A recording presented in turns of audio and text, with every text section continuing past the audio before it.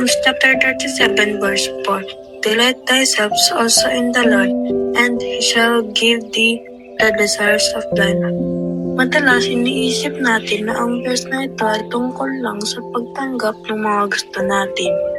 Pero ang tunay na mensahe nito ay matutong basehan sa Panginoon. Kapag ang Diyos ang ating pinakamalaking kagalakan, unti-unti nang binabago ang ating puso upang ang ating mga hangarin ay maging ayon sa Kanyang kalooban. Kapag inuuna natin ang ating relasyon sa Diyos, mas makikita natin na ang pinakamagandang biyaya ay hindi lamang ang mga bagay na natatanggap natin, kundi ang Kanyang presensya sa buhay. At bilang mapagmahal na Ama, alam niya ang tamang panahon upang ipagkaloob ang mga bagay na tunay na makabubuti para sa atin. Kaya ngayong araw, pilitin nating mas mahalin ang Diyos kaysa sa ating mga kahilingan.